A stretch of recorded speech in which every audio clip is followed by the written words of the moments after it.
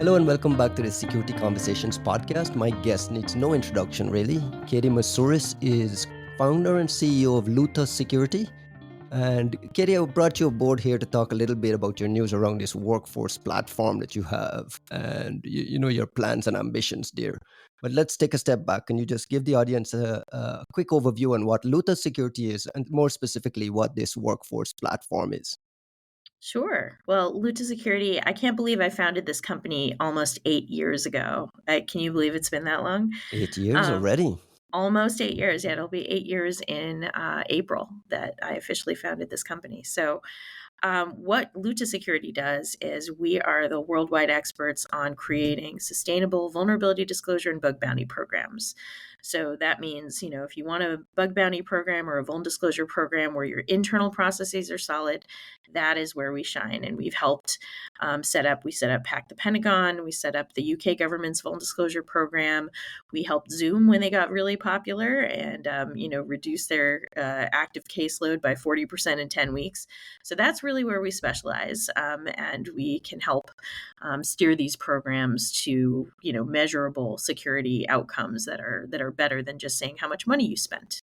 You're So complementary to the bug bounty platforms, right? yeah, and honestly, you don't need a platform to do a bug bounty. That is convenient. It is a ticketing system and it's organized that way. But you can always do the old-fashioned way, which is do it over email. That works too. Really, where we shine is where we do staff augmentation internal to the companies. So, what happens when the bug is validated? What do you do? How do you fix it? How do you spot patterns in the bugs that are being reported to you? And how do you dig your way out of making the same mistakes over and over again? So, we really connect the dots between bug bounty programs and software development, secure software development lifecycle, and also incident response. And we have a hand in that as well with some of our clients. So it's been great these last 8 years, but we did notice last year there were a lot of tech layoffs, and we had this idea for a workforce platform for a long time. So, what a workforce platform is exactly as it sounds. It's a marketplace for people who have services to sell and people who need to hire people to do those services. So it is a buyer and seller marketplace. And specifically, ours is for IT and cybersecurity jobs. And what we noticed last year was, I think it was 130,000 tech layoffs happened. So that's all across the entire tech sector. But these cybersecurity roles keep popping up and they always require, minimum of 5 to 10 years experience in cybersecurity. And there's a problem with, getting people into the industry. And there's also a problem when whole security teams get cut, which is what we saw happen last year. Even our industry is not immune to, essentially to companies deciding they want to show more profits, so they cut a bunch of people. I got a million questions because, like, as you were talking and describing the thing, a lot of things popped into my head. The latter part of what Luther does when you talked about like connecting it back to your entire SDL process and getting variant analysis and getting things shifted left and so on. How much of that is entirely a people business, and how much of that you think can be automated? I'm trying to figure out if there's true, real use case for things like AI around what you're doing there to automate it? Or are you always in this, I don't want to call it a cycle, but where it's a people business and you're constantly having to feed people at the problem? It's an expertise business. And, maybe AI will be able to be trained in this in the future. But right now, I think some of the greatest uses of AI is to spit out something for you to then go correct, right? So you still have to have an expert to go correct it, but it at least gets you started. I think it's an expert's business in terms of what we do because we see organizations at different stages of maturity. And that's part of, what we do is we come in, we assess the maturity. And an org might have started out really strong security practitioners. They won over the budget that they need. They have the headcount that they need. And their program starts out strong, but it decays over time. People leave their jobs. When developers leave their code bases and move on to other organizations, you have a lot of orphaned code internally. So there's a lot of what we do to sort of stitch people back up, stitch organizations back up from the inside because they've experienced this attrition and decay and sort of natural natural inefficiencies that arise as their code bases get larger and more complex, as they acquire other companies that didn't go through their secure development lifecycle processes. So, I mean, there's just a ton there. And like I said, it's based on our experience of what works and what doesn't, and how to, bridge those gaps and teach the organizations that we work for, well, this is the best practice here, and here's how you make it sustainable. Is there an established threshold for company security maturity? Like, is there like a bar, like a certain minimum bar that's kind of established that I know I'm buying from XYZ? They've met this certain threshold for maturity. Is something like that exist in the industry? And is there some way to validate that Well, I think there are ways to validate maturity at a point in time, but that's externally with from external? externally, sure. If you can get, so we do a process called vulnerability coordination maturity model assessment. I should never name things. That's what No, go ahead, is the explain that. VCMM. But we do something, and we basically we do a mix of asking our customers for data and also doing interviews so that we understand the processes involved. But those are really things that we recommend doing quarterly because, one, you can become more mature, but two, you could become less mature over time. So just because someone scores as fairly mature in their processes at one point in time doesn't mean they'll always stay that way. I mean, we've seen this evolution and de-evolution with Microsoft, right? They go through phases, they go through, Cycles, yeah. cycles, right? And I think no organization is immune from that. So it has to be continuous. I think it does have to be continuous, or at a minimum annually, just to see how did we do? Did we actually take action on any of the recommendations? And then how did that affect our security bottom line? Let's talk a little bit about the workforce market because at the same time that you have a workforce platform that fills a desperate need for security talent. I go on LinkedIn and everyone's got a circle around their name looking for work. So it seems to be some sort of imbalance with the optics of it. Help me understand where we are. We just went through this state of layoffs, this recalibration. Layoffs hit big companies, small companies, everyone. Everyone on LinkedIn appears to be looking for work, but there's still massive need for security talent. How do you explain that? Well, I think the security jobs still need to be performed by somebody.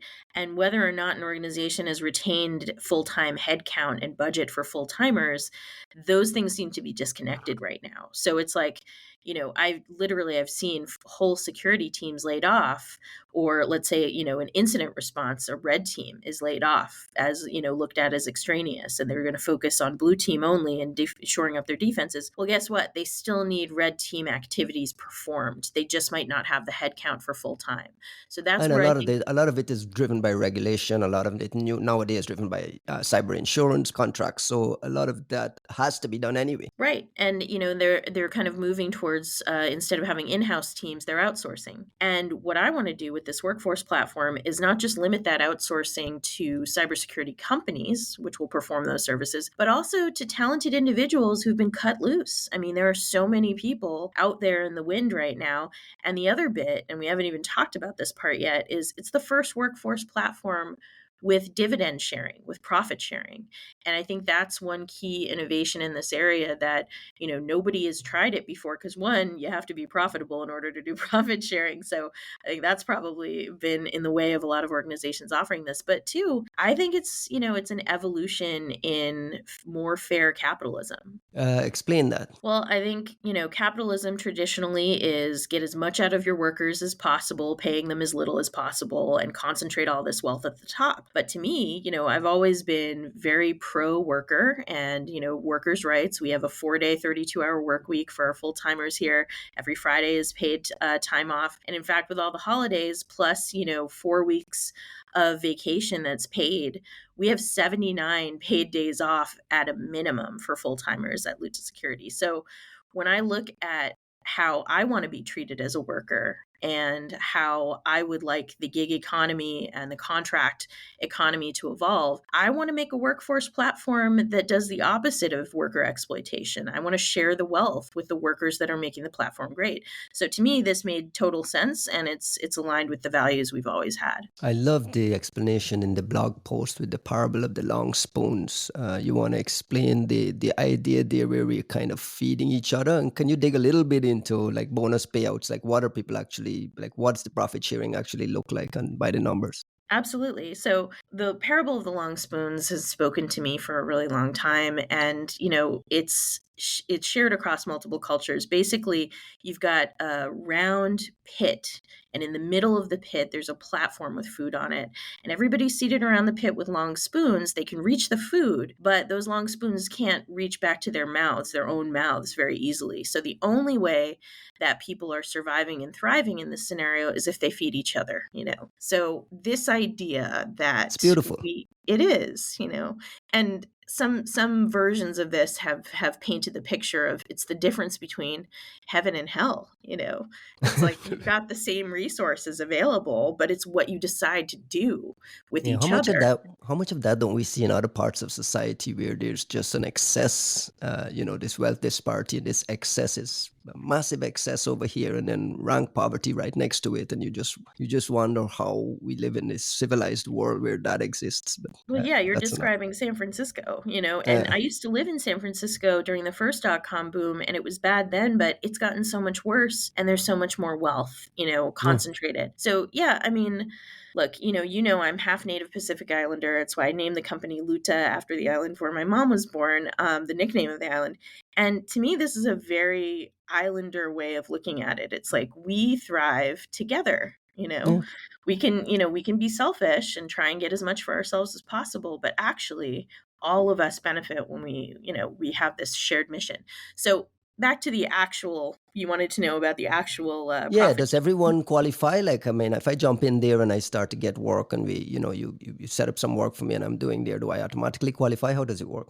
Yeah, basically, everybody who gets paid in, let's say, gets paid in January, right, with contract work, will qualify for a payout at the end of February. So it's based month to month, and it's very fair that way. And what happens is, it's essentially 10% of the contract amounts that go through are redistributed evenly. And the reason why it's redistributed evenly is it's part of my profits, right? So I am the one deciding how to redistribute it. And frankly, I think it helps to smooth out, the feast or famine that people who do contracting often experience. And it's open to individuals, but it's also open to companies. Because when I was starting out, one of the hardest things was I had clients, but getting them to pay me on time was a huge problem.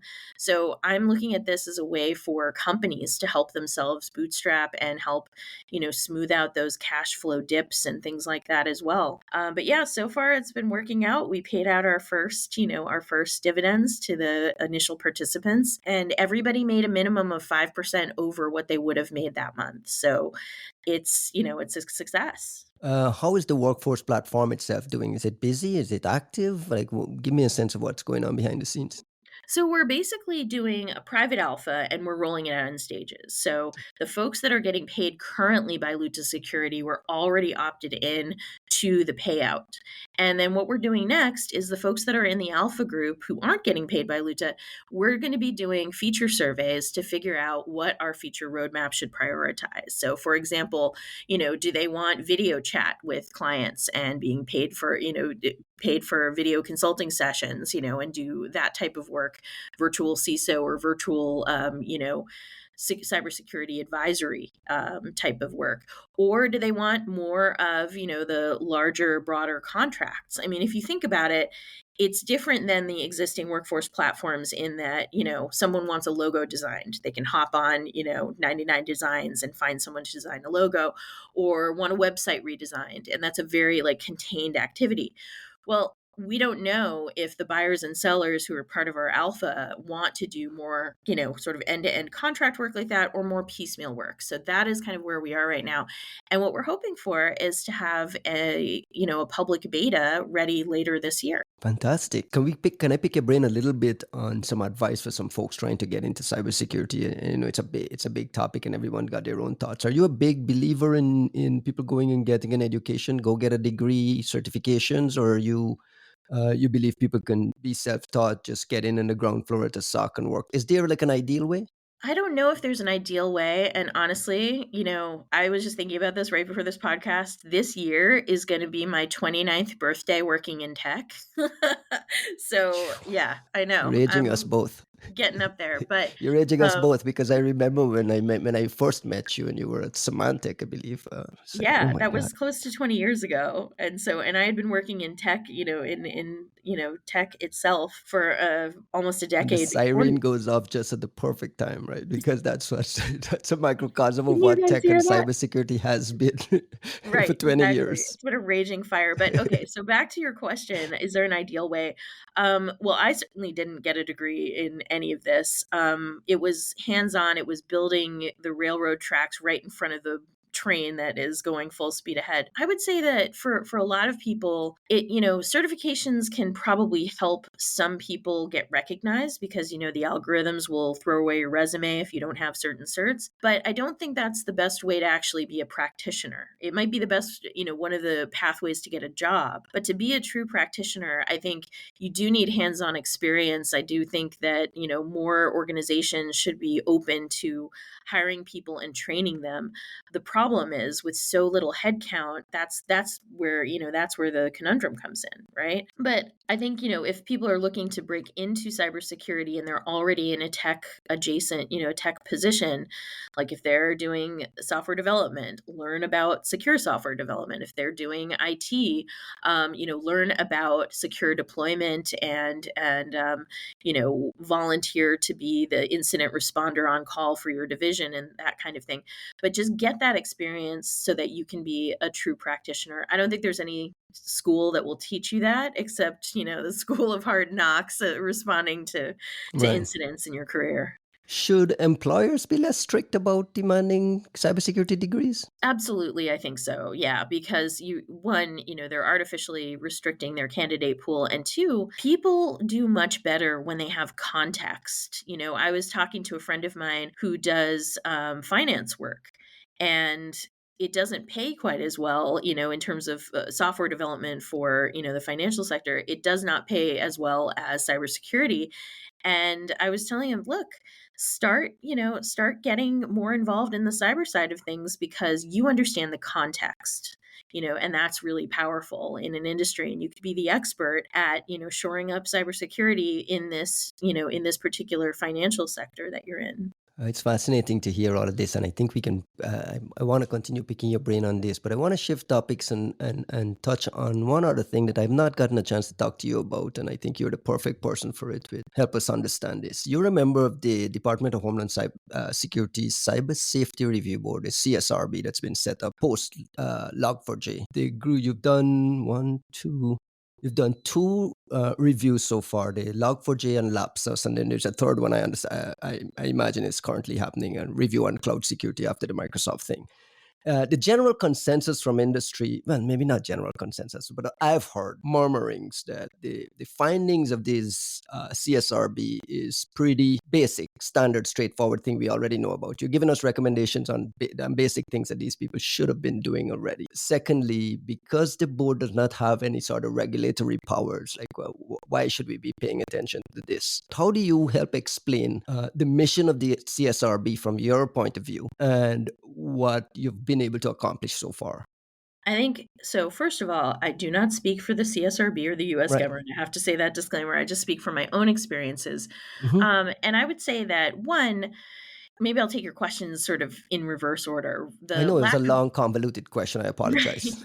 No, the lack of regulatory enforcement powers, I think that's a good thing. I think that's a good thing because it's a brand new board in a relatively new agency. CISA is new. It's only been around since 2018, and it only had a decent budget for the last couple of years. Before that, I think it had less of a budget than Microsoft in terms Really? of yes, yeah, I'm almost certain that is the case. So until they got bumped up with their budget, they were, operating on a shoestring. So, do you want to give regulatory powers to a brand new board and a brand new organization that barely had budget until a couple of years ago? Absolutely not. You want these organizations to mature and, really hone in on their mission. But the other bit is that none of the advisory boards that I'm on 3 federal advisory boards, none of them have regulatory power. They are there to advise, and that Or is what enforcement authority, I think. I think right. that's the little bit of the hiccup is that without enforcement authority, like, who cares? I mean, that's the Right. general thing is like you have no stick. Right. Well, I mean, we basically advise others to use their sticks. So I I see. would, so if we call up, if we look at the Lapsus report, right? That was, we have recommendations there for, for industry, but we also have recommendations for enforcement agencies that already exist, like the FTC, the FCC. We recommend, that they essentially try and help crack down on SIM swapping. And that is something that, they are tightening Yeah, up. we've started to see some moves happening in the background around tightening up SIM swatting, and you believe like some of the CSRB work helps to push that stuff forward. Absolutely, absolutely. And then to the point about it being very basic, I agree with that. I also think that it's important, like coming from whom, right? The basic guidance is out there. We as security practitioners know it, but kind of organizing it around a story, organizing it around, we looked at this incident and here are all these best practices that if they had been done, that we all know about, would have prevented or mitigated or made the response easier for this particular type of incident. So I think it's the synthesis of that into one report focused around a story. And it's also basically who it's coming from, right? This is the first board of its kind for the United States government in cyber. And I think that that is the weight that it has. And what's nice is that it's actually a tool that we've heard back from industry partners saying, actually, I can now point to the CSRB report and now I have approval to do this thing that I've been trying to get done. So it's almost like where the United States, like, older sibling consultant that has basically said, yeah, you knew you needed to do this. Now you really have to do it. Because we pointed out that it would have made things better or prevented this entirely. Do you think there's a natural evolution for this down the road where it has some sort of enforcement authority? We don't know, right? We haven't been we were established by executive order and we have not yet been blessed by Congress, right? I don't think they've made a run at it. Congress has been doing a whole Busy lot of doing a other weird million other things. things. Right, a lot of other weird things instead. But I would assume that since we're modeled after the NTSB, which right now is looking at plane doors falling out of the Falling sky off, and yeah. into people's backyards, but since we're modeled after that agency and they do have, some enforcement capabilities and whatnot in the future, I imagine we may, go that direction. But that definitely cuts down on the amount of voluntary cooperation we might get from industry when we're asking the questions. So it's like a two-sided, yeah, a double-edged sword. Do you have a personal thought and opinion on big tech vendors sitting on that board? Google has a representative. Microsoft, I believe, has a representative. Even this new one that you're currently working on, the cloud security review, Heather from Google withdrew from participating in this one. There's some talk around like why should the big vendors be there when this is meant to hold them accountable for a lot of their own problems? Do you have a thought on that? Well, I think one, you need that perspective from the big vendors because one, they control big swaths of the internet. So if you don't have that perspective and you just have smaller players, they're not going to understand the scope and scale of certain problems, or their proposed solutions might not be scalable at all for some of the biggest players. So that's important, I think, to have that perspective. But to your point, when it's directly about their business models and whatnot, there's It all appropriate is though, right? recusals. It's all intertwined at some point. It Microsoft is. owns everything, right? I mean, It is, yeah, but, there are recusals and everything, and, I think using the recusal process is a natural way to deal with too much conflict of interest. sounds good. What can you tell me about like how the work is actually done? Are you guys on just a bunch of Zoom calls and webinars, or do you like request emails to see how things are done? Can you what can you say about what the background looks like in the CSRB work? I will tell you that of my 3 federal advisory boards, the CSRB is the busiest. It is the one with the most meetings, And but it's it real makes work, sense. right? That's what I wanted to Yeah. get to. Like how much of it is like real work versus, a bunch of companies submit some reports and then some people kind of analyze it and write another report, which is No, there's a lot. There are a lot of interviews that we do with whoever we've called upon to present to us some information. So they supply written information, but they will be interviewed by the board, and that is a lot of work. That's a lot of meetings, and and then it gets synthesized into the report, and there's numerous revisions, etc. But yeah, it is very labor intensive for the participants on the board. I want to shift to a last topic, if you don't mind, if you can spare a few more minutes to talk a little bit about when you guys did the when the CSRB did the log4j review, you deliberately published a blog post on Luta Security, kind of cautioning against following this pattern of governments requesting and demanding heads up on disclosure and discovery and disclosure of vulnerabilities. Two questions here. Why did you do that? And do you have a thought on how this new European Cyber Resilience Act kind of dovetails with all of this? Well, basically, it boils down to governments wanting to know about vulnerabilities as soon as they're discovered or very shortly after they're discovered. And China's regulation has been in place for a few years, and they actually punished Alibaba because the researchers who found Log4j did not tell them within 2 days, which is the Chinese requirement, about that vulnerability that affected, software that ran in China. So what I was cautioning against, and what I am seeing emerge, against my greatest fears, you mentioned the Cyber Resilience Act in Europe that just got passed, and we're expecting the finalized text any day now. It should be coming out this month. Really, it's breaking the norms of vulnerability disclosure. And as you know, I'm a co-author, co-editor of the ISO standards on vuln disclosure. But basically, it's nobody should know about this vulnerability except the person who discovered it and the person who has the responsibility to fix it. And if you can keep it secret during that process, great. If it leaks out and is being exploited in the wild, then you go earlier than that. But generally speaking, it's safest to keep that to a need to know basis.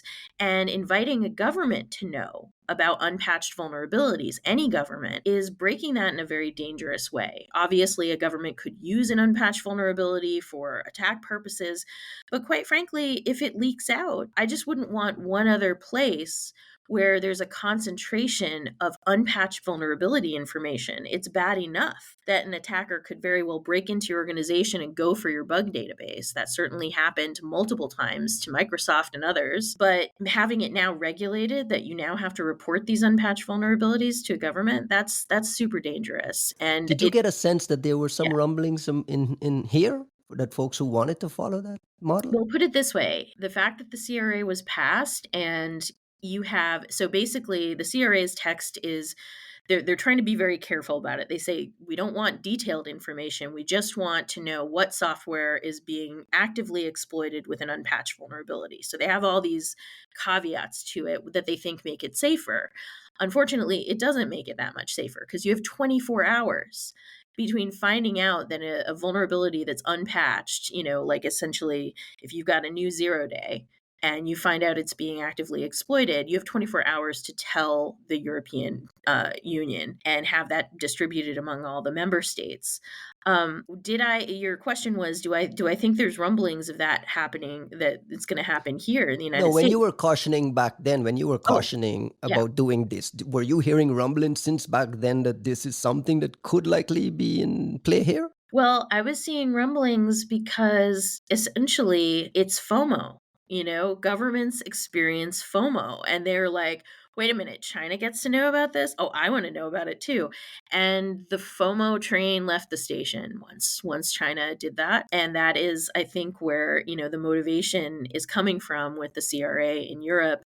And quite frankly, depending on how the final text plays out, I see this as, as a runaway train. We're going to see You're every expecting the single worst? I'm expecting every government will start enforcing it. If the European government starts enforcing it the way that it had previously been drafted, I think every government is going to start enforcing it. And guess what? It's going to be chaos. It's also going to be a lot of non-actionable activity, right? So it's like, I get it that they want to know. They want to know if there's a vulnerability that's being exploited. They want to be able to protect their critical infrastructure. However, are there enough responders in critical infrastructure right now to respond to the vulnerabilities for which there are known patches? No.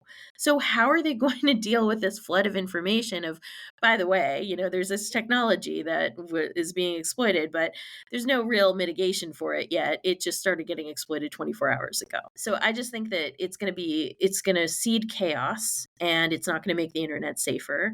But I also think there's no way to stop these folks who got it in their head that they want to know. That's a terrible place to leave it, but unfortunately, we are out of time. Katie Moussouris, co-founder and CEO of Luta Security. All the very best to you. I'm a big fan of the company. I'm rooting for you guys. Thanks again for coming on the show. Thank you for helping me celebrate my 29th birthday in tech.